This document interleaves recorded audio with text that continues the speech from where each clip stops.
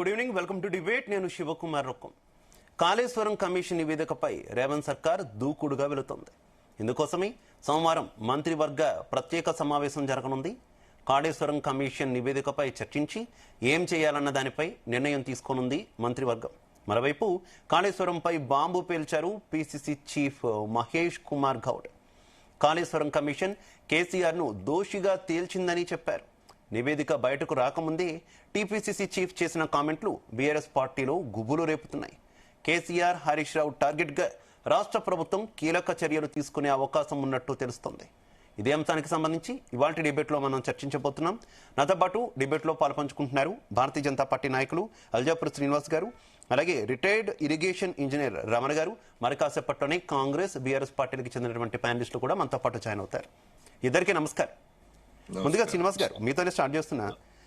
ఈ కాళేశ్వరం ప్రాజెక్ట్కి సంబంధించినటువంటి అంశం మీద గతం నుంచి మనం విస్తృతంగా చర్చిస్తూనే ఉన్నాము. ఎన్నికల ముందు నుంచి తీవ్రమైనటువంటి ఆరోపణలు వచ్చాయి. అసలు ప్రాజెక్ట్ ప్రారంభం నుంచి కూడా తీవ్రమైన ఆరోపణలు వచ్చినటువంటి సిచ్యువేషన్ మనం చూసాం. అయితే బీఆర్ఎస్ ఎప్పటికప్పుడు వీటన్నింటినీ కూడా కొట్టి పారేస్తూనే వచ్చింది. కానీ బీఆర్ఎస్ ఓటముల్లో ఒక ప్రధాన కారణంగా కూడా ఈ కాళేశ్వరం ప్రాజెక్ట్ కృంగుబాటు అనేది కూడా మనం చూసినటువంటి పరిస్థితి. ప్రస్తుతం జరిగినటువంటి అప్డేట్స్ అన్ని మీకు తెలుసు. దీని మీద ప్రభుత్వం ఒక కీలక డెసిషన్ తీసుకోబోతుంది అనేటటువంటి వార్తలు వస్తున్నాయి. ఏం చెప్తారు? నాకు చాలా సంతోషం. ఎట్టకేలు 20 మాసాల తర్వాతనే కానీ ఈ కమిషన్ యొక్క రిపోర్ట్ రావడం 18 మాసాలు 17 మాసాలు ఆ యొక్క కమిషన్ ఏర్పడిన తర్వాత ఇక కాంగ్రెస్ సర్కార్ యొక్క కోర్టులో ఉన్నది.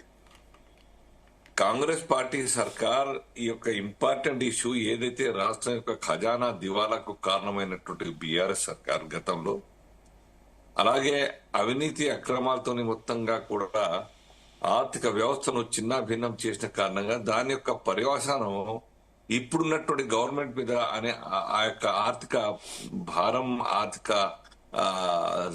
ఈ దమ్ము తీసుకోలేకుండా, యాక్షన్ తీసుకోలేనటువంటి పరిస్థితి ఇవాళ ఈ సర్కార్కు ఉన్నది. వెసులుబాటు లేకుండా, ఆర్థిక వెసులుబాటు.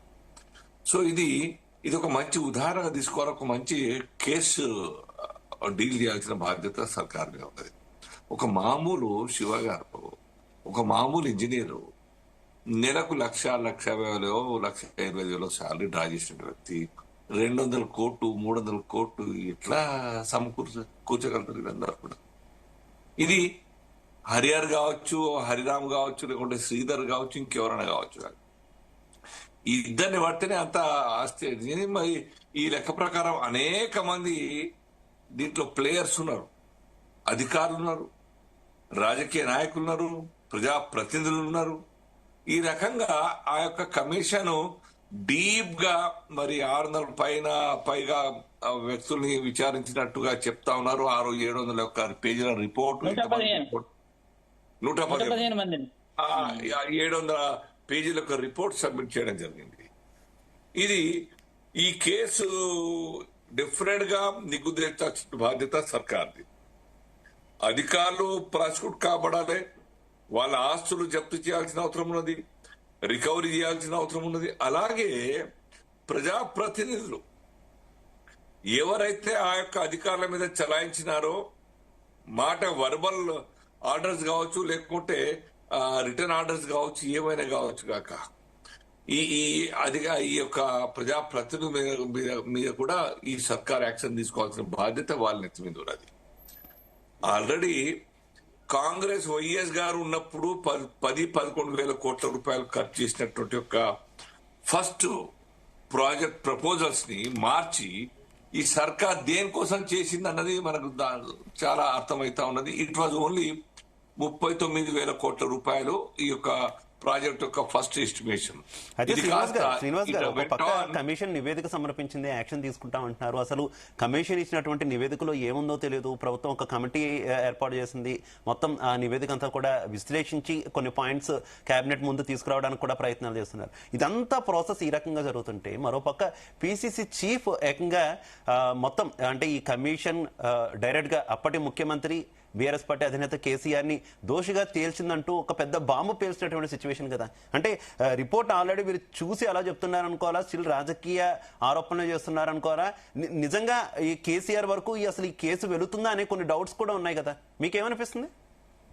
లేలే ఇప్పుడు మహేష్ కుమార్ గారు చెప్పినంటే ఎక్కడో ఒక చోట అధికారుల చేత కొద్దిగా అన్అఫిషియల్ గా చెప్పి ఉంటారు, ఇన్ఫర్మేషన్ ఉండి ఉంటది, లేకుండా ఉండదు. అవినీతి జరిగిందనేది సత్యం, అక్రమాలు జరిగాయని చెప్పితే సత్యం. ప్రాజెక్ట్ యొక్క డిజైన్ ఏ రకంగా మార్చినారు, దేనికోసం, వెస్టెడ్ ఇంట్రెస్ట్ కోసం చేసిన విషయం తెలుసు. సో ఇవన్నీ కూడా అందరు ఊహించిందే. కాంగ్రెస్ పార్టీ ఆరోపణ చేసింది, ధర్నాలు చేసింది, కాంగ్రెస్ పార్టీ అనేక రకాలుగా దుమ్మెత్తి పోసింది. ఇవాళ మేము కూడా మొదటి నుంచిగా కూడా చెప్తా ఉన్నాం, భారతీయ జనతా పార్టీ అవినీతి అక్రమాలు జరిగినట్టుగా. సో అది కాస్త అర్థమై ఉంటుంది, వారు మాట్లాడి ఉంటారు డెఫినెట్ గా. అది రిపోర్ట్ సబ్మిట్ అయిన తర్వాత వారికి ఈ కబంధ హస్తాలు చిక్కుంటారని చెప్పి ఎవరైనా ఊహించింది అదే మహేష్ కుమార్ గారు చెప్పి ఉంటారు. అది తొందరగా ఆ రిపోర్టు చదివి, ఆ కమిటీ చదివి మళ్ళీ ఏం చేయాలా, ఫర్దర్ యాక్షన్ ఏంది, యాక్షన్ ప్లాన్ ఏందన్న విషయం ఆ కమిటీ ఇవ్వాలి. దానికి మళ్ళా 4th వరకు టైం ఇచ్చినారు. 4th నాడు మళ్ళీ దాని తర్వాత ఇంకా టైం ఎంత తీసుకుంటారో. బట్ ప్రాసిక్యూషన్ కు మాత్రం ఎక్కువ శానా కూడా ఇంకా కాదు. నాట్ ఓన్లీ ఆఫీసర్స్, అధికారులకు మాత్రమే కాదు, ఈ యొక్క ప్రాజెక్ట్ లో ఇన్వాల్వ్ అయినటువంటి యొక్క డైరెక్టా ఇండైరెక్టా రాజకీయ నాయకులు కూడాను ఆ యొక్క డబ్బు కాజేసి ఉన్నారు. ఆ కమిషన్ల కోసం ఆ ప్లానింగ్ లో, ప్రాజెక్ట్ కాస్ట్ పెంచడంలో, లేకుంటే మషినరీ యొక్క వాల్యూ ఎక్కువ పెంచి చూపించడంలో, కొటేషన్స్ పెంచి తీసుకోవడంలో ఇవన్నీ కూడా ఉన్నాయి. వాటి మీద కూడా ఇన్వెస్టిగేషన్ జరగాలి. దాని మీద వీళ్ళందరూ ఒక ప్రమేయం ఉండి ఉంటుంది, వాళ్ళ మీద కూడా యాక్షన్ తీసుకోవాలి. రైట్. ఓకే శ్రీనివాస్ గారు. రమణ గారు మీరు ఏం చెప్తారు? అసలు రాజకీయ ఆరోపణలు అయితే గతం నుంచి ఉన్నాయి, తొలి నుంచి కూడా వైబిలిటీ అవును కాదు అనేటటువంటి చర్చ నడిచింది, అవినీతి జరిగింది అనేటటువంటి చర్చ నడిచింది. చివరికి ఇప్పుడు కమిషన్ నివేదిక వచ్చి అసలు ప్రభుత్వం ఏం యాక్షన్ తీసుకోబోతుంది అనే దాకా వచ్చినటువంటి పరిస్థితి. అసలు ఓవరాల్ గా మీరు అసలు ఈ మొత్తం కేసుని ఏ రకంగా చూస్తారు ఒక రిటైర్డ్ ఇంజనీర్ గా? అక్కడ పోలవరం గాని, ఇక్కడ కాళేశ్వరం గాని ఇవి వరాలండి. ఒక రకంగా తెలంగాణ ఏర్పడినప్పుడు పోలవరం ఎవరికి వరాలంటారు రమణ గారు? ఎవరికి వరాలంటారు? కాంట్రాక్టర్లకా, లేకపోతే ప్రజలకా, లేకపోతే కమిషన్ పుచ్చుకునే రాజకీయ నాయకులకా? అందరికి వరాలే, మీడియా కూడా వరాలే ఇవి. ఎందుకంటే ఇప్పుడు అన్ని కూడా డిస్ట్రిబ్యూట్ అయిపోతాయి, ప్రతిదీ కూడా. ఇక్కడ ఏం చేశారంటే జలయజ్ఞం అప్పుడు రాజశేఖర రెడ్డి గారు సీఎం ఉన్నప్పుడు నవరత్నాలు అంటే దీన్ని ఒక చక్కటి పద్ధతిలో, అంటే దీన్ని ఎవరికి దొరకకుండా, ఎక్కడ అన్యాయం జరుగుతున్నది, ఎక్కడ అవినీతి జరుగుతున్నది దొరకకుండా దీన్ని ప్లాన్ చేశారు. అప్పుడు 2004లో జలయజ్ఞం పేరుతో అప్పుడు లిస్టింగ్ 9 నవరత్నాలను సెలెక్ట్ చేసుకొని ఈ 9 మంది మాత్రమే ప్యానెల్ లిస్ట్ అంటే ఎన్లిస్ట్ చేశారు. అప్పుడు 9 మందిని నవరత్నాలు, అప్పుడు నవరత్నాలు అని చెప్పి అప్పటి నుంచి నేను యాక్టివ్ గా ఈ జలయజ్ఞం దీంట్లో ఉన్నాను. అగ్రిమెంట్స్ లలో కూడా ఎల్లంపల్లి బ్యారేజ్ అగ్రిమెంట్ అప్పుడు కూడా నేను అగ్రిమెంట్ చేయడం జరిగింది, టెండర్ ప్రాసెస్ లో కూడా. అయితే అప్పుడు ఇదంతా ప్లాన్డ్ గా ఏంటంటే 14% అనేది కాంట్రాక్టర్స్ కి ఇది ఏటీఎం అన్నమాట. 14%. ఈ ఏటీఎం లో ఈ డబ్బులు, ఈ కాంట్రాక్ట్స్ ప్రాఫిట్ పేరుతో ఈ గవర్నమెంట్లన్నీ డబ్బులు దాంట్లో ఉంచుతాయి. ఎవరికి పాస్వర్డ్ దొరికితే వాళ్ళకి కార్డు ఇస్తే వాళ్ళు దానిలో డ్రా చేసుకుంటారు. అది ఏ పార్టీ అయినా కానీ. మనం ఎలక్ట్రల్ బాండ్స్ అవన్నీ చూసాము, అవి కూడా అన్ని పార్టీలకు ఇచ్చారు సమానంగా. కాబట్టి మెగా పేరు ఎక్కడ కూడా వినొస్తలేదు. ఎందుకంటే అందరు కూడా మెగాతో లాభపడ్డారు, అందరు కూడా, అన్ని రాజకీయ పార్టీ. ఎందుకంటే నేను ఏ రాజకీయ పార్టీని సమర్థిస్తలేను. ఇది రాజకీయం అనేది ఇవాళ ప్రతి ఎలక్షన్ కూడా చాలా ఖర్చులతో కూడుకున్నటువంటి వ్యవస్థ తయారైంది. ఇక్కడ ఏ టికెట్ ఇవ్వాలంటే కూడా నువ్వు ఎంత ఖర్చు పెడతావు చెప్పు అనేటువంటి పరిస్థితి వచ్చింది. అల్జాపూర్ శ్రీనివాస్ గారు లాంటి వాళ్ళకి టికెట్ దొరకాలంటే చాలా కష్టం. ఎందుకంటే మీకు 100 కోట్లు ఉన్నాయా, 200 కోట్లు ఉన్నాయా? ఎంపీ అయితే ఇంకెక్కువ, ఎంపీ కానీ రాజ్యసభ సీట్లు కానీ ఇంకెక్కువ, ఎమ్మెల్యే సీట్లు అయితే తక్కువ. ఒకసారి ఎమ్మెల్యే అయిన తర్వాత కూడా వాళ్ళు ప్రజాసేవ గురించి చేస్తలేరు. ప్రజాసేవ కాకుండా వాళ్ళ బ్యాంక్ బ్యాలెన్స్ల గురించి మళ్ళీ ఎలక్షన్లో నిలబడడానికి దాని గురించి ప్లాన్ చేస్తున్నారు తప్ప ఇక్కడ సేవ అనేటువంటిది కనబడతలేదు. ఈ ప్రాజెక్టుల విషయం వచ్చేసరికి మన కేసీఆర్ గారు రాగానే పార్లమెంట్ అసెంబ్లీలో ఒక ప్రదర్శన ఇచ్చారు. నేను అసలు లేవకుండా 3 గంటల సేపు వారిచ్చిన ప్రదర్శన మొత్తం చూశాను. దాంట్లో కాంగ్రెస్ వాళ్ళు బహిష్కరించారు, వాళ్ళు అసెంబ్లీని, ఆ ప్రదర్శన బహిష్కరించారు. తర్వాత కాంగ్రెస్ వాళ్ళకి ఒక కౌంటర్ అంటే దానికి ప్రజెంటేషన్ కూడా మేము తయారు చేసి ఇచ్చాం. అప్పుడు అంటే వారు ఇచ్చినటువంటి లోపాలు, దాంట్లో ఉన్నటువంటి తప్పులు అవన్నీ చేసి మేము మళ్ళా కాంగ్రెస్ వాళ్ళు కూడా ప్రదర్శన ఇవ్వడం జరిగింది. పవర్ పాయింట్ ప్రదర్శన ఇచ్చారు. ఇట్లా కాళేశ్వరరావు గారని వీరి పేరు కూడా కాళేశ్వరరావు పేరేనే మార్చుకున్నారు. అప్పుడు హరీష్ రావు గారు అయితేనేమి, కేసీఆర్ అయితేనేమి, వీళ్ళందరికీ కాళేశ్వర ప్రాజెక్ట్ పేరు మీద వాళ్ళ పేరు మార్చుకున్నారు. అంటే ఆ లెవెల్ లోపల మేమే అసలు ఎక్కడ నీళ్లు కనబడ్డా ఈ కాళేశ్వరం నీళ్లే, వర్షపు నీళ్లు కింద పడితే చాలు ఇవి కూడా కాళేశ్వరం నీళ్లే అని చెప్పుకునేటువంటి పరిస్థితి అప్పుడు క్రియేట్ చేశారు ఎక్కడ ఉన్నా గానీ. ఒక రకంగా మీ వేరే స్టేట్లను చూపించుకుంటూ తెలంగాణకి అన్యాయం జరిగింది అనుకుంటూ ఈ ట్రిబ్యునల్ యాక్చువల్ గా పేపర్ మీద కొట్లాడకుండా ఊరికే తెలంగాణ వచ్చింది ఎందుకొరకు వచ్చింది అంటే ఈ యొక్క అన్యాయం జరిగింది కాబట్టి తెలంగాణ వచ్చింది. ఈ తెలంగాణ వచ్చింది అన్యాయం జరిగింది కాబట్టి ఈ అన్యాయాలని బచావతి ట్రిబ్యునల్ గోదావరి లోపల అట్లే కృష్ణా లోపల కూడా ఏదైతే జరిగిందో అన్యాయం జరిగిందో మనకి ఈ 299, 512 ఏదైతే 811 ఏదైతే ఉందో ఇది కూడా అన్యాయమే. దీనికోసము మనము ఈ ట్రిబ్యునల్ ని ఫామ్ చేయాలి అనేటువంటి ఒక డిమాండ్ మనకు ఉండి తొందరగా ట్రిబ్యునల్ లో మనం ఏర్పాటు చేసుకున్నట్టయితే ఈ 811 లో 299 కాకుండా మనకు 700 పైన మనం ఇప్పుడు ట్రిబ్యునల్ లో వాదిస్తున్నాము. 700 పైన మనం వస్తాయి. ఇది ఖచ్చితంగా మనం దీనికోసం కొట్లాడాలి. నువ్వు అగ్రిమెంట్ చేసినావు అని ఓరి మీద ఒకరు దుమ్మెత్తుకొని పోసుకోకుండా రాజకీయంగా ఒకరినొకరు దెబ్బ తీసుకోకుండా ఈ యొక్క తెలంగాణను ముందు దృష్టిలో పెట్టుకొని తెలంగాణ ప్రయోజనాలని మనం కాపాడుకునే ప్రయత్నం చేస్తే బాగుంటుంది.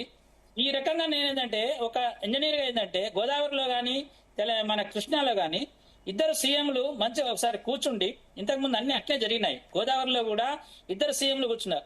వాళ్ళు కూడా ఇప్పుడు బంకచెర్ల ఒక ప్రాజెక్టును ముందట పెట్టి వాళ్ళు కూడా ఆ పాయింట్ దగ్గర కూడా అవి కూడా డిస్కస్ చేద్దాం రమణ గారు. మళ్ళీ వద్దాం ఆ పాయింట్ దగ్గర కూడా వద్దాం అంటున్నారు. అనుకున్నప్పుడు మనము నువ్వు ఏమన్నా చేసుకో, సముద్రం నీళ్ళని కట్టుకుంటావా, సముద్రం నీళ్ళు ఎత్తుకొచ్చుకుంటావా, ఏం చేసుకుంటావో చేసుకో, అది ఒప్పించుకోవాలి కదండి ఆ నీళ్ళని కూడా.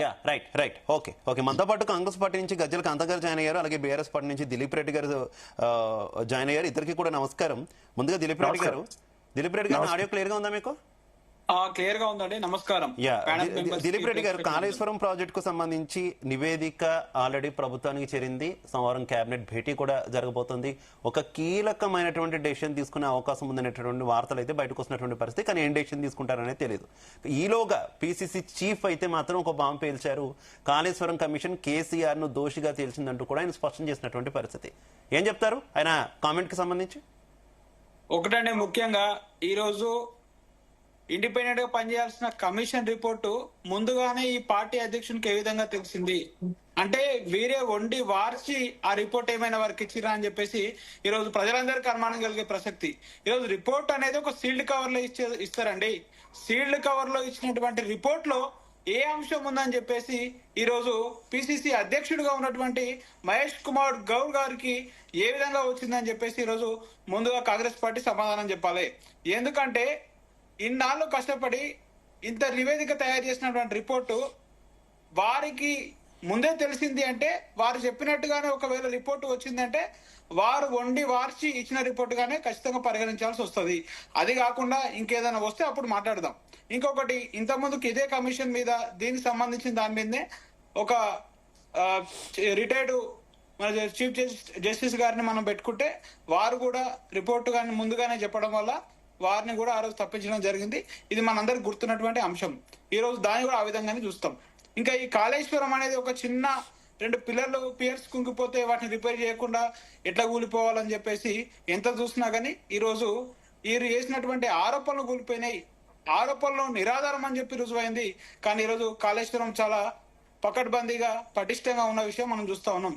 ఈ రోజు కాళేశ్వరం ఎట్లా కూలుతుంది అని చెప్పేసి చూసి ఈరోజు అందులో ఇసుక మేటలు వారితే అందులో ఉన్నటువంటి ఇసుక తరలించుకురావడానికి ఇసుకాసురులుగా తయారైనటువంటి ఒక మాఫియా తయారైంది. ఈరోజు చూస్తే ఈరోజు ఈ కాళేశ్వరం అనేది తెలంగాణ ప్రజలకు వరప్రదాయంగా మారింది.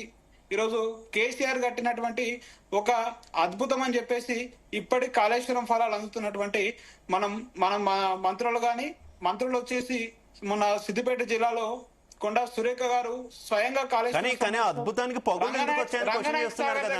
కానీ అద్భుతానికి పొగలు ఎందుకు వచ్చాయని క్వశ్చన్ చేస్తున్నారు కదా. అది కదా అసలు పాయింట్. అది కదా అసలు పాయింట్. దిలీప్ రెడ్డి గారు అసలు అద్భుతాలు బాగానే ఉన్నాయి కానీ- అద్భుతానికి ఎందుకు పగులు వచ్చాయంటున్నారు? చెప్పండి హలో, అద్భుతాలు బాగానే ఉన్నాయి కానీ ఒక్క నిమిషం ఆగండి.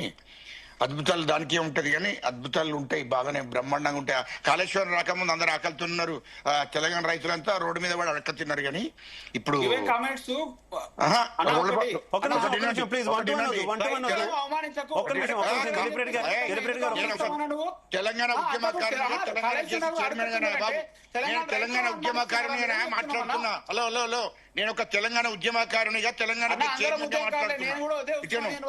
ఓకే ఓకే ఓకే, కానీ ప్లీజ్ దిలీప్ రెడ్డి గారు ఒక్క నిమిషం, ఒక్క నిమిషం దిలీప్ రెడ్డి గారు ప్లీజ్, ప్లీజ్ దిలీప్ రెడ్డి గారు, గజలకాంతం గారు ఒక్క నిమిషం. 1-to-1 వద్దు, 1-to-1 వద్దు ప్లీజ్, ప్లీజ్ పర్సనల్ గా వెళ్ళొద్దు. యా గజలకాంతం గారు కంటిన్యూ. అయితే ఒక్కటినండి, కాళేశ్వరం ప్రాజెక్టులో ఇప్పుడు మా మహేష్ గౌడ్ గారు మాట్లాడింది రాజకీయాల విషయంలో మాట్లాడింది తప్ప ఆ మొదలు ఇప్పుడు నేను కూడా మాట్లాడుతున్నా.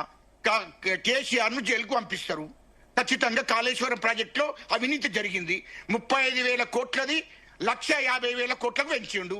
ఖచ్చితంగా దాని మీద నీతిగా నిజాయితీగా వాళ్ళు విచారణ చేశారు, రిపోర్ట్ ఇచ్చారు. ఆ రిపోర్ట్ లో ఖచ్చితంగా జైలుకు పోతాడని అనుకుంటున్నాను నేను. దాంట్లో ఏముంటది? అట్లానే రిపోర్ట్ అంతా నాకు తెలుసా?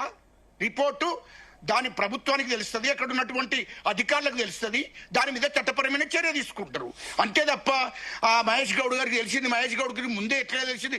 మహేష్ గౌడ్ గారు కాదు, తెలంగాణ ప్రజలకందరికి కూడా కాళేశ్వరం ప్రాజెక్టులో అవినీతి జరిగింది. 1,50,000 కోట్లను పెంచి 85,000 కోట్లు కేసీఆర్ కుటుంబం దోషిందనేది క్లారిటీగా తెలంగాణ ప్రజలకు ఉంది. కాళేశ్వరం ప్రాజెక్టు మూలంగా ఎంత అవినీతి జరిగింది, దాంట్లో 35,000 అంచనా, 35,000 అంచనాను 1,50,000కు పెంచిండు. అటువంటి కాళేశ్వరం ప్రాజెక్టులో జరిగిన అవినీతి భారతదేశంలో ఎక్కడ కూడా. కానీ గజలకాంత్ గారు కేవలం ఈ కమిషన్ అసలు అవకతవకలు జరిగాయా లేదా అనేది మాత్రమే చెప్పగలదు కదా. ఎక్కడ లోపం జరిగింది, ఏ లోపం జరిగింది, ఎవరెవరు ఏ డెసిషన్స్ తీసుకున్నారు మాత్రమే చెప్పగలదు కదా. పూర్తిగా ఈ వ్యక్తి అవినీతి చేశారు, ఈ వ్యక్తికి ఇంత డబ్బు వెళ్ళింది, ఆ వ్యక్తికి అంత వెళ్ళిందని కమిషన్ ఏది తేల్చలేదు కదా. మళ్ళీ మీరు ఏదైనా ఒక సిట్ లాంటిదో లేదంటే దీన్ని సిబిఐ కప్ చెప్పడమో ఈడీ కప్ చెప్పడమో ఖచ్చితంగా చేయాల్సిందే. ఇంత స్పష్టంగా ఏ రకంగా కేసీఆర్ చేశారని మీరు ఏ రకంగా తేల్చగలరు? ఇది ఖచ్చితంగా ఈడీకి అప్పచెప్తారు, సిబిఐకి అప్పచెప్తారు. ఖచ్చితంగా దాని మీద ఖచ్చితంగా తిహార్ జైలుకి పోతాడు. కానీ ఒక 2 విషయాలు ఇక్కడ వినండి.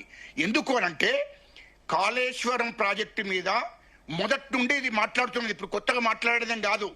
కాళేశ్వరం ప్రాజెక్టు నేను కట్టినా, నా మెదడుని పెట్టినా, నా శరీరాన్ని పెట్టినా, నా ఆలోచన పెట్టినా, నేనే ఇంజనీర్ను, నేనే మొత్తం అనేది ఆయన మీడియా ముందట 100 సార్లు చెప్పిండు.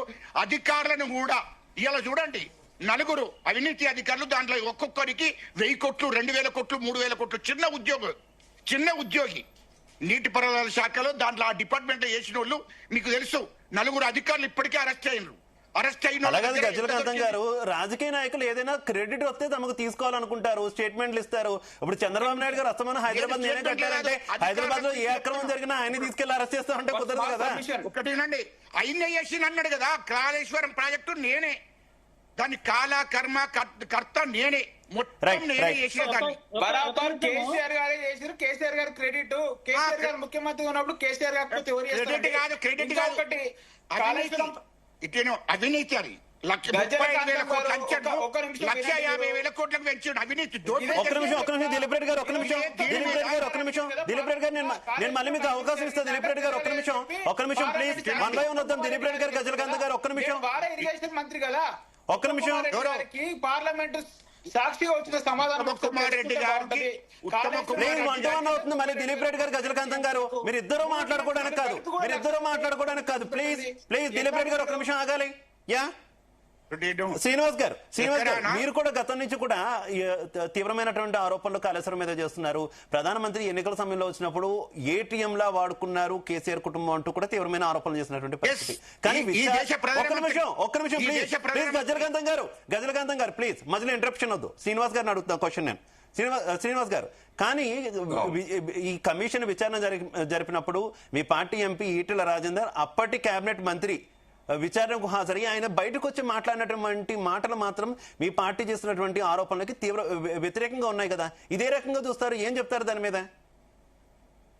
ఇప్పుడు ఆ రిపోర్ట్ యొక్క వాస్తవాలు బయటికి రాని, ఎవరేం మాట్లాడినారు, ఎవరు చేసినారు. మా పార్టీలో వచ్చిన తర్వాత ఏమైనా తప్పు చేస్తే పార్టీ యాక్షన్ తీసుకుంటది. అంతకుముందు ఏదైనా చేసి ఉంటే, ఎవరిదైనా పాత్ర ఉంటే కమిషన్ రిపోర్ట్ ఆధారంగా ఏదైనా జరుగుతుంది మాకేం. సో ఇది భారతీయ జనతా పార్టీ స్టాండ్. ఇవాళ ఉన్నటువంటి పార్టీలో ఉన్న వాళ్ళందరూ కూడా బీజేపీ స్టాండ్ గానే మాట్లాడతారు ఎవరైనా కానీ. సో బయటకు వచ్చి మాట్లాడిన దాన్ని ద్వంద్వార్థాలు తీయడం, పెడార్థాలు తీయడం, లేకుంటే లోపల ఏం మాట్లాడినారు, బయట ఏం మాట్లాడినారు లేదా అన్నది టైం చెప్తుంది. ఇంకా 4 రోజులు అయితే రిపోర్ట్ అన్ని వాస్తవాలు బయటకు వస్తాయి. ఎవరు కీలక సూత్రధారులు, ఎవరి ద్వారా ఆ యొక్క కొంత అలా కాదు ప్లాన్. శ్రీనివాస్ గారు, ఎన్నికల కంటే ముందే ఈటెల రాజేందర్ గారు మీ దగ్గరకు వచ్చినటువంటి సిచ్యువేషన్ మనం చూసాం. అయినా కూడా ఏకంగా ఆయన సీఎం అభ్యర్థి కూడా అవుతారో ఒక దశలో అనేటటువంటి చర్చ కూడా నడిచింది. అటువంటి వ్యక్తి ప్రధానమంత్రి స్వయంగా ఎన్నికల సమయంలోనే వచ్చి ఇది కేసీఆర్ కుటుంబం ఏటీఎంలా వాడుకుందన్న ఆరోపణలు చేసిన సందర్భం కూడా మనం చూసాం. అటువంటి పర్సన్ కానీ కమిషన్ ముందుకు వచ్చి తన వాంగ్మూలం ఇవ్వాల్సిన టైంలో మాత్రం పూర్తి వ్యతిరేకంగా, అంటే మీ పార్టీ స్టాండ్కి పూర్తి వ్యతిరేకంగా మాట్లాడేటువంటి పరిస్థితి కదా. అక్కడ ఏం అవినీతి జరగలేదన్న స్థాయిలో సిచ్యువేషన్ మనం చూసాం. శివకుమార్ గారు, శివ గారు, ఈటెల గారు అవినీతి జరగలేదని ఎక్కడా చెప్పలేదు. ఆ ప్రాజెక్టు ఉద్దేశం మంచిగానే ఉంటది. ప్రాజెక్ట్ లేకుంటే రైతుకు నీళ్ళు ఎట్టా అందుతాయి, నీళ్ళు రాకుంటే పంటలు ఎంట పండుతాయి, పంటలు లేకుంటే సమాజం నడుస్తున్న ఉద్దేశంతోనే ఆ మాట చెప్పిన దాన్ని సమర్థించినారా. అప్పుడు మంచి ఉద్దేశంతో కట్టినట్టు ప్రాజెక్టుకు తప్పనిసరిగా భారతీయ జనతా పార్టీ రైతుల కోసం, రైతుల పక్షాన మాట్లాడతాం. కానీ దానిలోనే నిజమైనటువంటి ఒక అర్థం, దానికి ప్లానింగ్, డబ్బు సంపాదించాలని ఒక కుట్ర దాగి ఉన్న సంగతి వాస్తవం బయటకు వస్తాయి కదా. కాంగ్రెస్ చేతితో ఉన్న కమిషన్ యొక్క రిపోర్టు వాళ్ళు తీయని బయటికి. ఎవరైతే దాంట్లో ఇన్వాల్వ్ అయి ఉన్నారో వాళ్ళని యాక్షన్ తీసుకోవాలి కాంగ్రెస్ సర్కార్. దాన్ని అడ్డం పెట్టుకొని వాళ్ళలో కొద్దిమందిని ఇప్పుడు సుప్రీంకోర్టులో జరుగుతున్నట్టు ఎమ్మెల్యే కొనుగోలు, దాని మీద 10 మంది ఎమ్మెల్యేలు, ఇంకా 13, 14, 15 మంది ఇట్లా రావాలా. సో దీన్ని అడ్డంగా పెట్టుకుని కొందరిని లాక్కునే ప్రయత్నం చేసి మర్జీ చేసి 2/3 కాంగ్రెస్ లో కలిసిందని చెప్పుకోవడానికి ప్లాన్ చేసినా చేయొచ్చు. సో కాంగ్రెస్ పార్టీ దేనికైనా సిద్ధమవుతుంది. రేవంత్ రెడ్డి గారి యొక్క స్వీయ రక్షణ కోసం, రాజకీయ భవిష్యత్తు కోసం ఆ ప్లాన్ చేస్తాడు. అక్కడ రాహుల్ గాంధీని ప్లీజ్ చేయడానికి ఈ పని చేస్తారు పార్టీ బలోపేతం కోసం, వాళ్ళ ప్లాన్ లో అధికారం కాపాడుకోవడానికి. సో ఇది వాస్తవాలు, నిజాయితీగా ఈ యొక్క సర్కారు యాక్షన్ తీసుకోవాల్సిన బాధ్యత ఉన్నది. చాలా మంచి అవకాశం ఈ సర్కార్కు. ఇంతకాలంగా గత 9-10 సంవత్సరాలుగా నడిచినటువంటి ఈ యొక్క డిక్టేటర్షిప్ సర్కార్ మీద పోరాటం అందరం కలిసి చేస్తాం. కాబట్టి ఎన్ని కోట్ల రూపాయల స్కీమ్ పేరు మీద ఇచ్చినా గ్రామీణ ప్రాంతాల్లో రైతులు మాత్రం ఓటేయలేదు. 15 సీట్లకు రాకుంటే ఇంకా కొలాప్స్. ఓకే శ్రీనివాస్ గారు రైట్. రమణ గారు రాజకీయ పార్టీల ఆరోపణలు అయితే మనం చూస్తూనే ఉన్నటువంటి సిచ్యువేషన్. కాకపోతే కేసీఆర్ పదే తన మానస పుత్రికగా కాళేశ్వరం చెప్పుకోవడం ఇప్పుడు కేసీఆర్ మెడకు చుట్టుకుందా అన్న తరహాలోనే గజలకాంతం గారు కూడా మాట్లాడారు కదా. ఏం చెప్తారు? నిజంగా ఇది చివరికి కేసీఆర్ గారి దగ్గరికి వెళ్తుందన్న నమ్మకం మీకుందా? ఇప్పుడు నేనే గట్టినా అంటే దాని ఫలితాలు చూస్తున్నాము, ఏమైతుందో. అది నేను గట్టినా అని ఇప్పుడు చెప్పుకునే పరిస్థితి లేదు ఆయనకి, కేసీఆర్ గారికి. ఇప్పుడు నేను కట్టలేదనే పరిస్థితి ఉంది. ఎందుకంటే దాంట్లో 2 పిల్లర్లు ఇప్పుడు ఆ 2 పిల్లర్లు బయటపడ్డాయి. ఇంకా అన్ని కూడా బొంగలు ఒకటేసారి బయట పడవవి. అది టెక్నికల్ గా నేను చెప్తున్నాను. ఈ పైలింగ్ అనేది అండర్ ఏదైతే ఉందో ఆ పైపింగ్ అనేది మెల్లమెల్లగా బయటపడతాయి అవి. ఎందుకంటే ఇక్కడ నీళ్లు ఉన్నాయి కాబట్టి ఇక్కడ బయట పడలేదు. అన్నారంలో నీళ్లు లేవు కాబట్టి అక్కడ బొంగలు మనకు కనబడ్డాయి. ఇక్కడ ఇంకా మిగతా పిల్లర్లు కూడా ఖచ్చితంగా పైపింగ్ జరుగుతూనే ఉంటది. అది ఇదే కాదండి. కాళేశ్వరం అంటే ఒక మేడిగడ్డ, అన్నారం, సుందిలనే కాదు. కాళేశ్వరం అంటే కొండపోచమ్మ, మలనస, ఇవన్నీ కూడా అన్ని తూట్ పాలిష్ చేసిన పనులే ఇవన్నీ కూడా. ఎందుకంటే ఇవి ఖచ్చితంగా నీళ్లు నింపితే అవి తెగిపోతాయి. నేను గ్యారంటీ ఇస్తున్నా. నేను కొండపోచమ్మ కూడా నీళ్లు నింపలేరు. మిడిమానేరులో నీళ్లు నింపిన తెల్లవారి మొత్తం ఖాళీ చేశారు. మొత్తం నింపినాక 25 TMC నీళ్లు నింపినాక తెల్లవారి ఖాళీ చేశారు. తెల్లవారి ఖాళీ చేసి 17 కోట్లు ఖర్చు పెట్టి తర్వాత మేము పోయిన తర్వాత ఇది నడవంతరపు మేనేరు, ఇది నడవంతరపు సిరి అని చెప్పాము. మేము చెప్పిన తర్వాత అప్పుడు రమేష్ రెడ్డి గారు, మన ఓయూ ప్రిన్సిపల్ గారు, నేను, లక్ష్మణ వెళ్ళి చెప్పిన తర్వాత 17 కోట్లు ఖర్చు పెట్టి పైనుంచి ఈ సిమెంట్ గ్రౌటింగ్ చేశారు. ట్యాంక్ టాప్ నుంచి, అంటే టాప్ ఆఫ్ ద డ్యామ్ నుంచి. అయినా కూడా ఒక 10 వీనాచులు పెడితే దానిలోకి నీళ్లు వస్తూనే ఉన్నాయి, లీకేజ్లు. ఇవి సీపేజ్ కాదు, అది లీకేజే అవుతున్నాయి. ఈ మిడ్మానేరు కూడా పనికిరాదు. మిడ్మానేరు ఎందుకంటే దాని కన్స్ట్రక్షన్ అప్పుడు కూడా డిఫరెంట్ ఏజెన్సీలు మారారు. మారిన తర్వాత అప్పుడు వాళ్ళు ఏదైతే లూజ్ ఉందో అది తీయకుండా మళ్ళీ దాని మీదనే కన్సల్టేషన్ చేశారు. సో ఈ రకంగా దాంట్లో చాలా లోపాలు జరిగినాయి. ఈ యొక్క అప్పుడు ఒక కాళేశ్వరం అనేది ప్రతి దాంట్లో ఒక రికార్డేనండి. అప్పుడు నేను పేపర్ ఒకటి కట్ చేసుకొని పెట్టుకున్నాను. అప్పుడు ఈ నమస్తే తెలంగాణ రోజు కూడా 31 మే 2020లో 1000 కోట్ల తట్టల మట్టి, ఇగో ఇది వాళ్ళ లెక్క.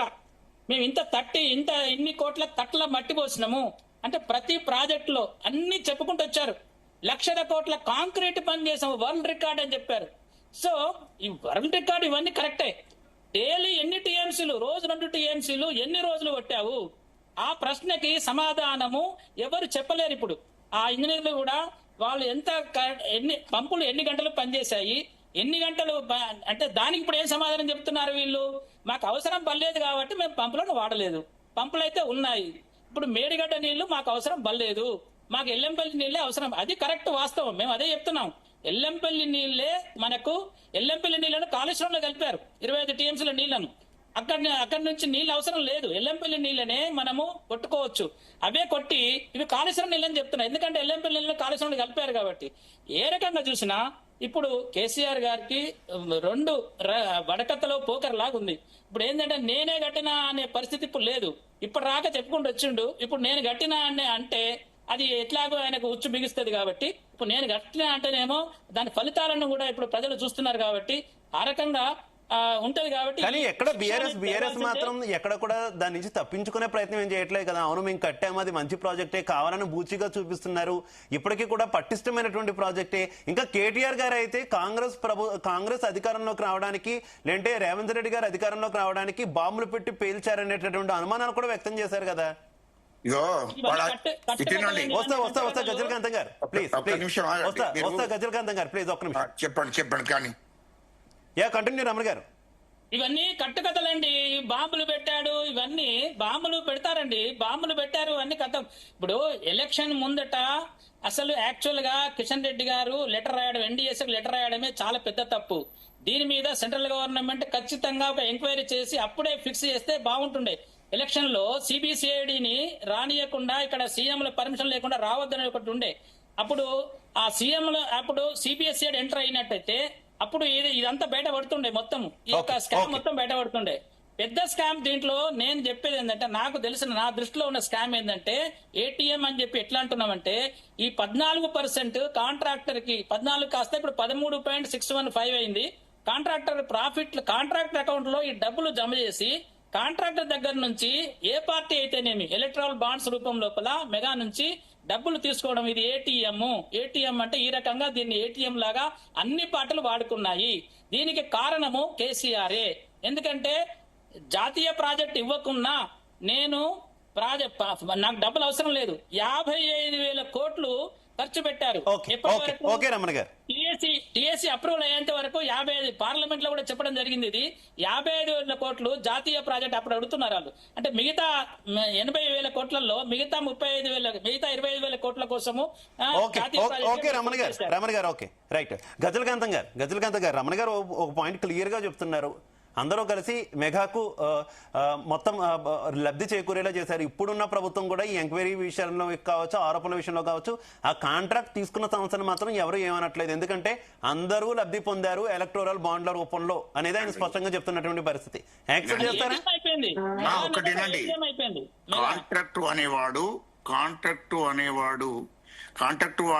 కాంట్రాక్టర్ అనేటువంటి ఎవరు పైసలు రిలీజ్ చేస్తారు? గవర్నమెంట్. అవునా? దీనికి ముఖ్యమంత్రి గారు ఆదేశాలు ఇస్తేనే అక్కడ ఆర్థిక శాఖ నుంచి డబ్బులు రిలీజ్ అవుతాయి. అవును కదా. ఇది ముఖ్యమంత్రి గారు చీఫ్ ఇంజనీర్ ను నడవనీయలేదు, అక్కడ ఉన్నటువంటి అధికారులను నడవనీయలేదు. నేనే ఇంజనీర్ను, మీకు తెలియదు, మీరు తెలివి తక్కువ వాళ్ళు, మీకు అస్సలే తెలియదు కాళేశ్వరం ప్రాజెక్టు గురించి అని ఇప్పుడు కాదైనా స్టార్టింగ్ నుండే చీఫ్ ఇంజనీర్ ఓపెన్ గా అధికారులు చెప్పారు. మమ్మల్ని దూరం పెట్టాడు, అంతా నేనే మొత్తం ఇది నేనే చెప్తా, నేను చెప్పినట్టే మీరు చెయ్యాలని చెప్పి వాళ్ళ మీద డామినేట్ చేసి అక్కడ ఉన్నటువంటి చీఫ్ ఇంజనీర్లను అధికారులను పట్టించుకోకుండా ఈయన చెప్పిన డిజైన్ ప్రకారం చెయ్యాలి. ఏది కాళేశ్వరం మీరు అన్నట్టు ఎల్లంపల్లి నుంచే వస్తాయి, ఎల్లంపల్లి డైరెక్ట్ వచ్చినాయి కదా, వీళ్ళేంది అక్కడ కాళేశ్వరం కట్టేది. రెండవది కాళేశ్వరం ప్రాజెక్టు మీద ఆ కాళేశ్వరం ప్రాజెక్ట్ మీద ఒక్కొక్క దానికి ఏంది ఒక్కొక్కటి అది దాని మోటార్లు తీసుకొచ్చారు. దాన్ని ఎంత కొట్టి తీసుకొచ్చారండి? ఎంత కొట్టి తీసుకొచ్చారు? అది మోటార్లు 3,500 ఏది దానికి ఎంత మెగావాట్స్ అంటే అది అంత దానికి ఎంత పెట్టారు? ఒక్కొక్కటి వాళ్ళు చూపించింది 18,000 కోట్లు, 18,500 కోట్లు, సారీ 18,000 కోట్లు, 18 కోట్లు ఒక్కొక్కటి దాని మీద చూపించారు. అది ఎందుకు ఇచ్చారంటే మేము ఫ్రంట్ లోడ్ ఇచ్చాము, కాంక్రీట్ పైసలు మేము దాంట్లో దానికి సమాధానం చెప్పుకున్నారు వాళ్ళు సుప్రీంకోర్టులో. నేను చదివాను అఫిడవిట్ వీళ్ళు ఇచ్చినారు. దాంట్లో వెంకటరామారావు అనే ఒక సిఈ ఉండే, రిటైర్డ్ సిఈ, ఆయన ఇప్పుడు మెగాలో పనిచేస్తున్నాడు. ఆయన ఇచ్చిన సుప్రీంకోర్టులో అది కేసు నడుస్తుంది ఇప్పుడు. అంటే ఈ పంపుల రేట్ల లోపల కూడా ప్రోరేటాలు అంటే ఒక హెచ్పికి 3,000 రూపాయలు అనుకోండి ఫర్ ఎగ్జాంపుల్, 1,00,000 హెచ్పీలకి ఆ 3,000 ఇంటూ 1,00,000 చేసి పేమెంట్ ఇచ్చారు వాళ్ళకి. అంటే ఈ రకంగా దీనికి ఒక నామ్స్, ఒక గైడ్ లైన్స్, ఒక పద్ధతి లేకుండానే విచ్చలవిడిగా వాళ్ళకు రేట్లు ఇవ్వడం గానీ, ఈ కాంట్రాక్టర్స్ ప్రాఫిట్ అనేది 14%. దిలీప్ రెడ్డి గారు ఏం చెప్తారు? ఏ రకంగా జరిగింది, ఎలా జరిగింది, ఎక్కడెక్కడ డబ్బులు అవకతవకలు జరిగే అవకాశం ఉందన్నది అంతా కూడా రిటైర్డ్ ఇంజనీర్ అయినటువంటి రమణ గారు ఎక్స్ప్లెయిన్ చేస్తున్నారు కదా. ఏం చెప్తారు? గజరకాంతం గారు మళ్ళీ అవకాశం ఇస్తా. ఒకసారి దిలీప్ రెడ్డి గారు వెర్షన్ ఒకసారి ఇంకొకటి సంస్థలే చెప్పినాయి. ఒక్క నిమిషం గజరకాంతం గారు ఒక్క నిమిషం ఆగండి ప్లీజ్. దిలీప్ రెడ్డి గారు కంటిన్యూ. ఇప్పుడు నీటిపారుదల శాఖ మంత్రిగా ఉన్నటువంటి ఉత్తమ్ కుమార్ రెడ్డి గారు నాడు పార్లమెంట్ లో మెంబర్ గా ఒక ప్రశ్న వేసారు, కాళేశ్వరంలో అవినీతి జరిగిందా అని చెప్పేసి. ఆ రోజు జరగలేదని చెప్పి చాలా స్పష్టంగా కేంద్ర ప్రభుత్వం చెప్పింది. అంటే నీటిపారుదల శాఖ మంత్రిగా ఉన్న ఉత్తమ్ కుమార్ రెడ్డి గారికి స్పష్టమైన సమాధానం వచ్చింది. నరేంద్ర మోడీ గారు, ఈ దేశ ప్రధాన మంత్రి గారే చెప్పండి, అక్కడ అవినీతి జరగలేదని కేంద్ర ప్రభుత్వం డిస్టర్బ్ చేయలేదు. కేంద్ర ప్రభుత్వం ఎందుకు మీరు మాట్లాడవచ్చు, సమాధానం చెప్పొచ్చు. మాట్లాడినంత సేపు సైలెంట్ గా ఉన్నాం, ఓకేనా? ఇంకొకటి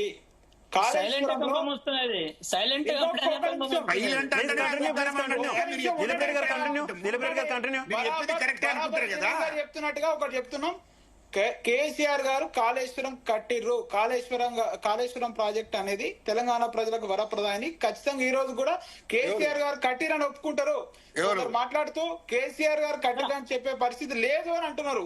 ఏ రోజుకైనా కాళేశ్వరం నిర్మించింది ఎవరు అని అంటే ఇంకొక 100 సంవత్సరాలైనా 1000 సంవత్సరాల చరిత్ర కేసీఆర్ గారిది ఉంటది.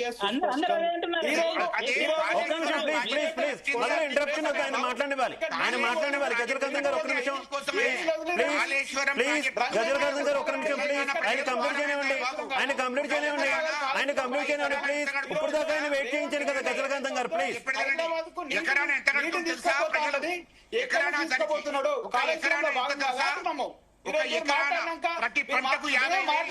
గజరకాంతం గారు ప్లీజ్ ఒక్క నిమిషం. పాయింట్ టు పాయింట్ కౌంటర్ ఇస్తూ పోతే మనకు టైం సరిపోదు. ప్లీజ్ గజరకాంతం గారు. నాకు అర్థం కాలేదు. మీకు అర్థం కాదు, ఎప్పటికి అర్థం కాదు.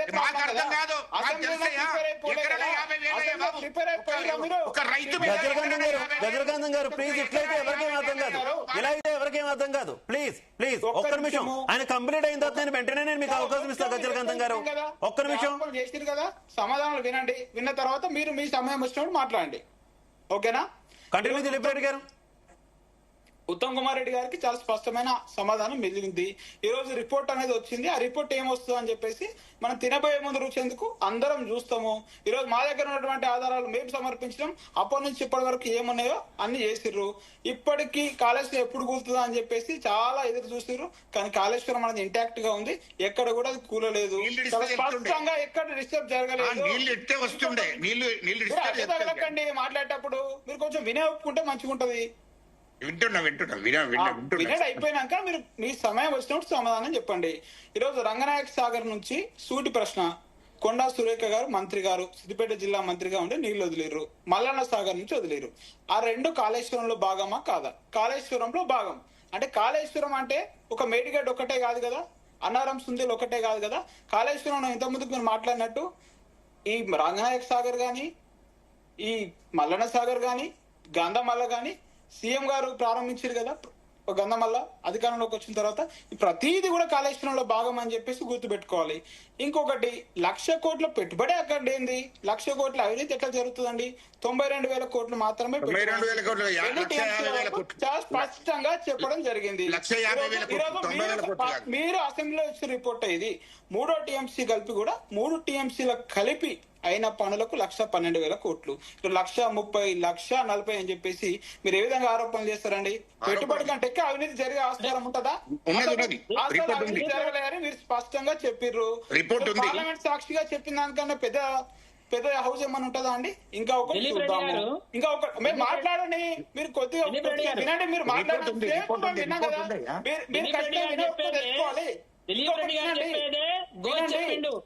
దిలీప్ రెడ్డి గారు చెప్పేదే గోజ్ చెప్పిండు. కేసీఆర్ రెస్పాన్సిబుల్, కేసీఆర్ కట్టిండు. దిలీప్ రెడ్డి అదే చెప్తున్నాడు. దిలీప్ రెడ్డి గారు చెప్తున్నాడు కాబట్టి గొప్ప కాళేశ్వరం కట్టిండు కేసీఆర్ గారే క్రెడిట్.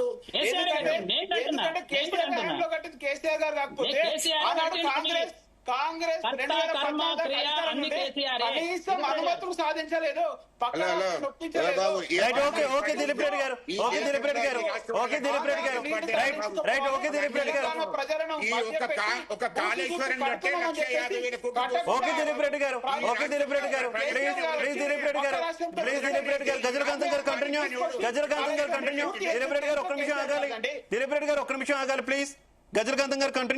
ఒకటినండి, ఒక్క కాళేశ్వరం ప్రాజెక్టు కట్టే 1,50,000 కోట్ల దోపిడీ జరిగితే ఇయ్యలో తెలంగాణ ఈ ప్రాజెక్టులన్నీ ఎవరు కట్టిరు? కాంగ్రెస్ పార్టీ కాకపోతే.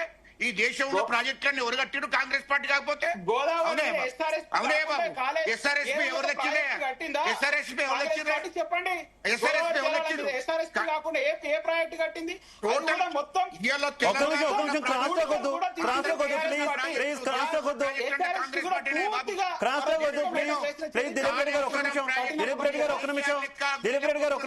దోసుకోలేదు కాంగ్రెస్ పార్టీ. 1,00,000 కోట్లు ఎక్కడ దోసుకోలేదు కాంగ్రెస్ పార్టీ. కాళేశ్వరం ప్రాజెక్టు కట్టే 1,50,000 కోట్లు దోషిండే బాబు. 1,50,000 కోట్లు దోషిండు కేసీఆర్ చెప్తుంది రేపు. అయ్యో ఎందుకు తొందరపడుతున్నారు? కేసీఆర్ ఇప్పుడు విద్యుత్ దాంట్లో చెప్తుంది. విద్యుత్ దాంట్లో 40,000 కోట్లు 40,000 నుంచి 80,000 కోట్లకు పెంచిండు. విద్యుత్ దాంట్లో కూడా చెప్తుంది. ఎందుకు పరిచయం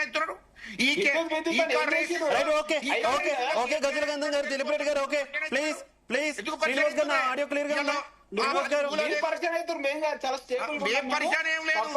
మేము చట్టం పరిచట్టం చేసుకపోతుంది. 3,00,000 కోట్లు దోచుకున్నాడు కేటీఆర్ అనేటోడు. టీఆర్జీలకు పోతారు, తొందర పడకూరు. ఎందుకు పరిచయం అవుతున్నారు? బాబు ఇది మా ప్రజల సొమ్మే బాబు. ప్రజల సొమ్మే.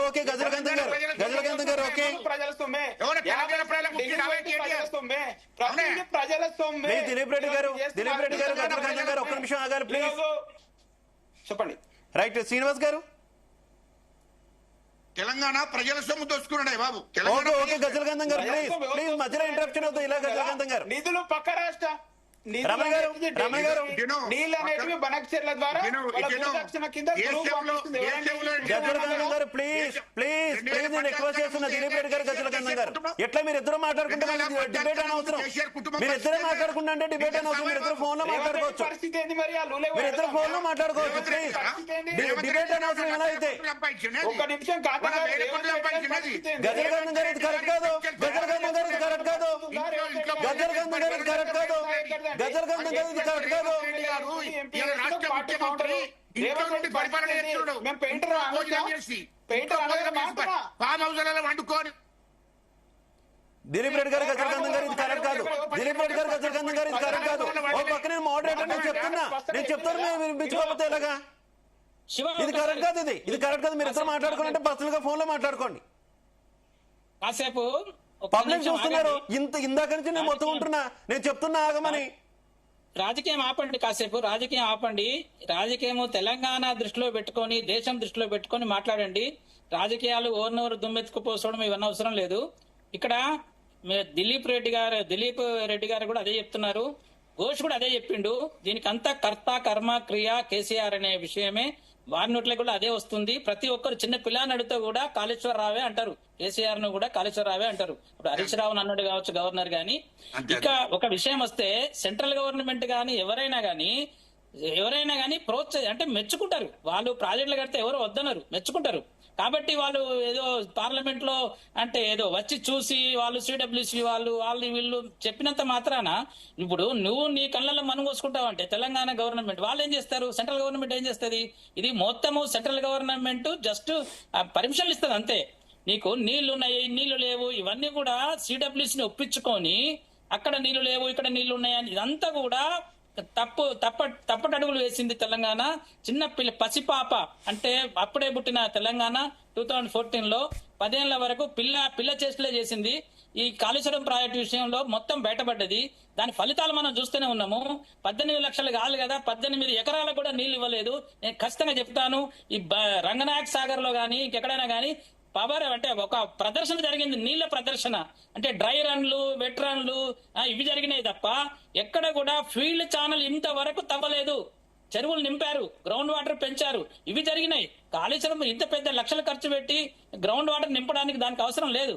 5,000 కోట్లు 10,000 కోట్లు ఇస్తే నేను మొత్తం గ్రౌండ్ వాటర్ మొత్తం సేవ్ చేయగలుగుతా. వర్షపు నీళ్లను రెయిన్ వాటర్ హార్వెస్టింగ్ కట్టినట్టు అయితే గ్రౌండ్ వాటర్ పెరుగుతుంది. అటువంటి ప్లాన్లు చేయకుండా పెద్ద మొత్తంలో ఇన్ని లక్షల కోట్లు, 1,50,000 కోట్లు అవినీతి కాదు, దుర్వినియోగం. 1,50,000 అవినీతి అంటే ఎంత అయితే అవినీతి? 100 కోట్లు అయితేనే అవినీతి అంటే 1,00,000 కోట్లు అయితేనే అవినీతా? 100 కోట్ల అవినీతి కాదా? 20,000 కోట్ల అవినీతి జరిగింది. నేను చెప్తాను, కాంట్రాక్టర్ కి 14% ప్రాఫిట్, 5% టెండర్ ఎక్సెస్ ఇచ్చి టెండర్ ప్రాసెస్ నే మొత్తము మభ్య పెట్టి భ్రమలో పెట్టి 20,000 కోట్ల దీనిలో అవినీతి జరిగింది. ఆ ఏటీఎం లో పెట్టారు, అందరు పంచుకున్నారు, అన్ని పార్టీల ఓకే రమణ గారు ఈ ఆరోపణలన్నీ ఇలానే ఉన్నాయి. ఇది ఎంతకీ తెగని చర్చ కిందే కంటిన్యూ అవుతుంది ఆరోపణల విషయంలో మాత్రం. అయితే అసలు ఇప్పుడు కాళేశ్వరం పరిస్థితి ఏంటి? కాళేశ్వరాన్ని ఏ రకంగా భవిష్యత్తులో వాడుకునే అవకాశం ఉందా లేదా? అసలు కాళేశ్వరం కాకపోతే ఏం చెయ్యాలి? ఇది ఎవరికి అర్థం కానటువంటి అంతు చిక్కని ప్రశ్న కదా. యాజ్ ఏ రిటైర్డ్ ఇంజనీర్ గా మీరు ఏం చెప్తారు? కాళేశ్వరం ప్రాజెక్ట్ ఇప్పుడు అదొక విధ్వంసము నా దృష్టిలో. 1,000 కోట్ల కట్టల మట్టి, ఇగో ఇది వీళ్ళు చెప్పుకున్నది. అప్పుడు భవిష్యత్తులో కూడా దేనికి కూడా ఉపయోగించుకోలేని విధంగా ఉందా? భవిష్యత్తులో కూడా దేనికి కూడా ఉపయోగించుకోలేని విధంగా ఉందా? ఇప్పుడు వాడుకుంటే దానికి కరెంట్ బిల్లు కట్టాలి. దానికి ఇప్పుడు ఫస్ట్ పాయింట్ అది అప్పులతోని కట్టిన ప్రాజెక్టు. ఇప్పుడు వాడుకుంటే ఖచ్చితంగా ఈఎంఐ కట్టాలి. ఇంట్రెస్ట్, దానిలో ఇంట్రెస్ట్ ఉంటది, ప్రిన్సిపల్ ఉంటది, 2 కట్టాలి. వాడుకోకపోతే వాడు పైపులు ఎత్తుకపోనియండి, వాడు ఇంకెక్కడికైనా అమ్ముకుంటాడేమో స్క్రాప్ల కింద. ఇప్పుడు ఒకటి ఈ ప్రాజెక్ట్ అక్కడ పంపులు పెట్టడం గాని, అక్కడ 2 TMCకి పంపులు పెట్టడమే తప్పు. ఇంకా మళ్ళీ ఇంకో 30 TMC కూడా పంపులు పెట్టారు. అవి కూడా డ్యామేజ్ అయినాయి, మొత్తం గొడవ గులిపోయి అక్కడ కన్నెపల్లి పంప్ హౌస్ లో డ్యామేజ్ అయినాయి ఆ పంపులన్నీ కూడా. అదంతా మనకు తెలుసు. దీంట్లో మనం ఎన్ని ఎత్తిపోసామంటే కూడా ఒకసారి 60 TMCలు ఒక పంపు నుంచి ఎత్తిపోసి 5 సార్లు ఎత్తిపోసి 300 TMCలు అని చెప్పి పత్రికలో రాసుకున్నారు వాళ్ళు. అప్పుడు దాన్ని కూడా మనం డిబేట్ లో కూడా అప్పుడు మాట్లాడుకున్నాం. ఒక 60 TMCలు ఎత్తిపోసి ఎవరికి ఇచ్చారు? చెరువులు నింపారు. ఇప్పుడు వీళ్ళు చెప్పుకునేది ఏంటంటే మేము చెరువులు నింపాము, గ్రౌండ్ వాటర్ లెవెల్ పెంచినాము, దీనివల్లనే పంట పండింది. ఇది కాదు కదా. మన ప్రాజెక్టు కట్టిన పర్పస్ ఏంటిది? ప్రాజెక్టు కట్టిన పర్పస్ ప్రతి పంటకు నీళ్ళు ఇవ్వాలి. అంటే వర్షపు నీళ్లు సరిపోకపోతే మన సర్ఫేస్ వాటర్ స్టోర్ చేసింది కూడా సరిపోకపోతే అప్పుడు పంపు చేసి మనం నీళ్లు ఇవ్వాలి. అంతేగాని ఇదంతా షోపుట కోసం ఎక్కడ పడితే అక్కడ ఈ యొక్క పవర్ పాయింట్ ప్రజెంట్ నడుస్తున్నాయి, రెయిన్ వాటర్ ఇవి నడుస్తున్నాయి. కాబట్టి ఇది జరిగింది తప్ప ఈ 10 ఏళ్లలో మనము సాధించుకునేది ఏం లేదు. వీటిని మనం వాడుకోక తప్పదు. ఆ పంపులను కావాలంటే తుమ్మిడేటికి తీసుకెళ్లి అక్కడ షిఫ్ట్ చేసి అక్కడ పంపు చేసుకొని మనం అక్కడ చేసుకోవచ్చు. అక్కడ ఆ స్కీమ్ లో పాత ప్రాణాది సేవలు ఏదైతే 70 కిలోమీటర్ల కాలువ దవ్వినరో ఆ కాలువలో ఈ పంపులన్నింటినీ షిఫ్ట్ చేయాలి. అక్కడ కూడా పురుషోత్తమపట్నము ఇక్కడ అవన్నీ కట్టారు కదా అక్కడ మా ఆంధ్రాలో, వాళ్ళని చూసి కొంచెం నేర్చుకోవాలి మనం. ఆ పంపులను అన్నింటినీ కూడా షిఫ్ట్ చేసుకొని వాళ్ళు పురుషోత్తమపట్నము, తాడిపూడి, పుష్కర ఇవన్నీ కట్టుకొని వాళ్ళు ఇవాళ పోలవరం కాకున్నప్పటికి కూడా 80 టీఎంసీల నీళ్లు పట్టిసీమ కట్టి 9 నెలల్లో కట్టి నీళ్లు ఎత్తిపోసుకొని వాళ్ళ పర్పస్ సర్వ్ చేసుకుంటున్నారు. పోలవరం యొక్క పర్పస్ సర్వ్ అవుతున్నది. అది లేకుండానే సర్వ్ అవుతుంది, పోలవరం లేకుండానే. కాబట్టి కాళేశ్వరం పర్పస్ ను కూడా మనం ఏదో రకంగా ఈ పంపులను అన్నింటినీ యూజ్ చేసుకోవాలి. వెంకటరమణ గారు చాలా ఎక్కువసేపు మాట్లాడారు. ఓకే, మీరు కూడా మధ్యలో ఎక్కడ అడ్డు తగలకుండా చాలా ఓపిక వినాలని చెప్పి కోరుకుంటున్నాం. మీరు మాట్లాడేటప్పుడు ఎక్కడ కూడా మేము అడ్డు తగలలేదు, పూర్తి ఓపిక విన్నాము. ఎందుకంటే చర్చలా కంటిన్యూ చేస్తే బాగుంటది, ఇది వాదనలా కాకుండా. ఇంకొకటి వెంకటరమణ గారు మాట్లాడుతూ ఏమంటారు, ఈ రోజు కాళేశ్వరం వల్ల పంట పెరిగింది అని చెప్తున్నాడు, థ్యాంక్ యూ. కాళేశ్వరం వల్ల గ్రౌండ్ వాటర్ పెరిగింది అని చెప్తున్నాడు, థ్యాంక్ యూ. ఈ రోజు కాళేశ్వరం అనేది కట్టడానికి పట్టిన సమయం ఎంత, ఈ రోజు ఇతర ప్రాజెక్టులు కట్టడానికి పట్టిన సమయం ఎంత, మీరు ఒక్కసారి బేరీజ్ వేసుకోండి. ఇంతవరకు మీరేమన్నా కాలువలు తవ్విరా అని అంటారు. ఇప్పుడు శ్రీశైలం గానీ, నాగార్జున సాగర్ గానీ, ఇంకా దేశంలో ఉన్న ఏ ప్రాజెక్ట్ అయినా సరే ఫస్ట్ ఏది కడతారండి? ఫస్ట్ ఈ ప్రాజెక్ట్ కట్టి తర్వాత కెనాల్స్ తీసుకుపోయి అక్కడ నుంచి మనం కాలువల ద్వారా వాటర్ తరలిస్తాం. కానీ ఇంతకుముందు ప్రభుత్వంలో ఏం జరిగింది, అసలు అనుమతులే రాకముందు, అసలు పక్క రాష్ట్రం ఒప్పించక ముందు పక్క రాష్ట్ర ముఖ్యమంత్రి మీ అనుమతి ఏం బాబు మీరు కట్టివేస్తూ అని చెప్పేసి ఈరోజు మనకు లెటర్లు రాసినప్పుడు కూడా అదైనా సరే అని చెప్పి మొబిలైజేషన్ అడ్వాన్సులు తీసుకొని కాలువలు తవ్వడం జరిగింది. అంటే అసలు సింపుల్ ఎగ్జాంపుల్ అండి, అసలు ఇంట్లో ట్యాంకే లేకుండా మనం ఇంట్లో అంతా పైప్ లైన్ వేసుకున్నట్టుంది పరిస్థితి. అంటే మీరు అట్లాంటివి చూసి ఇష్టపడి అలవాటు పడ్డ పరిస్థితి కదా, అందుకే ముందు ట్యాంక్ కట్టి తర్వాత మేము కాలువలు కడతాము అని చెప్తే మీకు నచ్చడం లేదు, దాంట్లో ఎటువంటి సందేహం లేదు, అది అందరూ ఎక్స్పెక్ట్ చేసిందే. ఇంకా ఒకటి, ఈరోజు కాళేశ్వరం ఒకటే కాదు, ఈరోజు మనం బనకచెర్ల మీద చర్చ తీసుకోవాలి. ఈరోజు బనకచెర్ల ఆ విషయాలు బాబు, ఆ విషయాలు ఇప్పుడు కాళేశ్వరం ఫస్ట్ ఆగినాక అవుతాం, ఓకేనా? మీరు మాట్లాడేటప్పుడు కాదు, మేము అన్నీ చేస్తున్నాం కదా. బనకచెర్ల గురించి మాట్లాడతారా? దీనికి దానికి లింక్ ఉంది, చెప్తా వినండి కదా. మీరు బనకచెర్ల గురించి మాట్లాడండి, బనకచెర్ల విషయంలో బనకచెర్ల మీద పక్క రాష్ట్ర ముఖ్యమంత్రి, పక్క రాష్ట్ర మంత్రి వ్యాఖ్యలు చేసినా నీటిని తరలించకపోతామన్నా కట్టి తీరుతామన్నా మీ వాళ్ళు మాట్లాడరు, బీజేపీ వాళ్ళు మాట్లాడరు. చంద్రబాబు నాయుడు వైఎస్ రాజశేఖర రెడ్డి ఎవరికి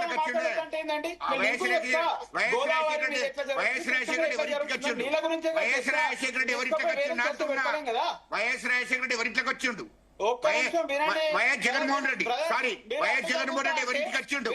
వైఎస్ జగన్మోహన్ రెడ్డి ఎవరింటికి వచ్చిండు? దానికి సమాధానం చెప్పు. వైఎస్ జగన్మోహన్ రెడ్డి ఎవరింటికి వచ్చిండు? 3000 టీఎంసీల నీళ్లు మిగులు నీళ్లు ఎవరిచ్చిండు? ఏ గాడి కొడుకు ఇచ్చిండు? 3000 టీఎంసీ. అలాంటి పదాలకు మీరు ఏం చెప్పాలి ఉన్నారో చెప్పండి ప్లీజ్. పరుష పదజాలం వద్దు ప్లీజ్. దిలీప్ రెడ్డి గారు, ఓకే దిలీప్ రెడ్డి గారు, దిలీప్ రెడ్డి గారు, ఓకే ఓకే దిలీప్ రెడ్డి గారు, గజల్ గారు కంటిన్యూ. 3000 టీఎంసీల నీళ్లు మిగులు నీళ్లు ఎవరిచ్చిండ్రు అంటున్నా. ఒక్క నిమిషం విను. ఓకే ఓకే దిలీప్ రెడ్డి గారు ప్లీజ్ ఒక్క నిమిషం గజల్ గాంధీ గారు, బనకచెర్ల గురించి గజల్ గాంధీ గారు, గజల్ గాంధీ గారు విషయంలో డేటెంట్కు తీసుకున్నా కాదు. గజల్ గాంధీ గారు ఒక్క విషయం చెప్పండి, గజల్ గాంధీ గారు ఒక్క విషయం చెప్పండి. మీరంతా అంతిమంగా కేసీఆర్ అలా కాదు గజల్ గాంధీ గారు, గజల్ గాంధీ గారు, గజల్ గాంధీ గారు నా క్వశ్చన్ వినాలి, గజల్ గాంధీ గారు నా క్వశ్చన్ వినాలి. సీఎం పట్టుకొని మీ కేటీఆర్ ఏం మాట్లాడుతున్నారు? గజల్ గాంధీ గారు నా క్వశ్చన్ వినాలి. అడుగు కేటీఆర్ అడుగు. కేసీఆర్ గజల్ గాంధీ గారు ప్లీజ్, గజల్ గాంధీ గారు నా క్వశ్చన్ వినాలి, గజల్ గాంధీ గారు నా క్వశ్చన్ వినాలి. కేటీఆర్ అనేటోడు చదువుకున్నాడా లేకపోతే పసిల కాసిండా లేకపోతే పాలేరున్నాడా? టెస్ట్ దొరికినట్టు అనుకుంటున్నావు అంటున్నా, ఏం మాట మాట్లాడుతున్నావు? దిలీప్ రెడ్డి గారు ఒక్క నిమిషం, దిలీప్ రెడ్డి గారు ఒక్క నిమిషం, దిలీప్ రెడ్డి గారు ఒక్క నిమిషం, దిలీప్ రెడ్డి గారు ఒక్క నిమిషం, పర్సనల్ గా వెళ్ళొద్దు. దిలీప్ రెడ్డి గారు ఒక్క నిమిషం, గజల్ గాంధీ గారు, గజల్ గాంధీ గారు నా క్వశ్చన్ వినాలి. ప్లీజ్ ప్లీజ్ ఇలా పర్సనల్ గా వెళ్ళొద్దు, వేరే టాపిక్స్ లోకి వెళ్ళొద్దు, వేరే టాపిక్స్ లోకి వెళ్ళొద్దు, పర్సనల్ గా వెళ్ళొద్దు. గజల్ గాంధీ గారు నా క్వశ్చన్ వినండి, గజల్ గాంధీ గారు నా క్వశ్చన్ వినండి. టాపిక్ ఏం నడుస్తుంది? ప్లీజ్ ఒక్క నిమిషం దిలీప్ రెడ్డి గారు, ఒక్క నిమిషం, ఒక్క నిమిషం దిలీప్ రెడ్డి గారు, అతనికి పోతే బనకచెర్ల గురించి పోతే కేసీఆర్, దిలీప్ రెడ్డి గారు ఒక్క నిమిషం. హలో, బనకచెర్ల విషయం పోతే కేసీఆర్ చరిత్ర మొత్తం ఇప్పవలసి వస్తుంది. గజలగంధ గారు, వెనకచర్ల విషయము గజలగంధ గారు, కేసీఆర్ మీ చరిత్ర కూడా అందరికి తెలుసు, మీ చరిత్ర అందరికి తెలుసు. ఏం చేయాలి? ఓకే థ్యాంక్ యూ గజలగంధం గారు, థ్యాంక్ యూ దిలీప్ గారు, థ్యాంక్ యూ రమణ గారు, థ్యాంక్ యూ అల్జాపూర్ శ్రీనివాస్ గారు, అందరికీ ధన్యవాదాలు డిబేట్ లో పాల్పంచుకున్నందుకు. ఓవరాల్ గా చూసుకుంటే కాళేశ్వరం కమిషన్ నివేదిక అయితే ప్రభుత్వానికి చేరింది. దీనికి సంబంధించి సోమవారం ప్రత్యేక కేబినెట్ భేటీ కూడా జరగబోతుంది. అయితే కేబినెట్ భేటీలో ఎలాంటి డెసిషన్ తీసుకుంటారనేటటువంటి ఉత్కంఠ తెలంగాణ వ్యాప్తం కూడా ఉన్నటువంటి పరిస్థితి. అయితే ఈలోగానే పిసిసి చీఫ్ మహేష్ కుమార్ గౌడ్ మాత్రం బాంబు పేల్చారు. కాళేశ్వరం కమిషన్ కేసీఆర్ ను దోషిగా తేల్చిందంటూ కూడా ఆయన స్పష్టం చేసినటువంటి పరిస్థితి. ఆయన చేసినటువంటి వ్యాఖ్యల మీద బీఆర్ఎస్ మండిపడుతుంది. ఇది స్వయంగా పిసిసి చీఫ్ రాసిచ్చిన నివేదికగా మేము చూస్తాము, పిసి ఘోష్ రాసిన నివేదిక కాదంటూ కూడా బీఆర్ఎస్ నేతలు చెప్తుంటే, లేదు తొలి నుంచి దీంట్లో కేసీఆర్ ప్రమేయం ఉందని విపక్షాలు అలాగే ఇరిగేషన్ ఎక్స్పర్ట్స్ కూడా కొన్ని ఆరోపణలు చేసినటువంటి పరిస్థితి. చూద్దాం చివరిగా ఏం తేలుతుంది ఈ మొత్తం వ్యవహారంలో అన్న దానికి సంబంధించి.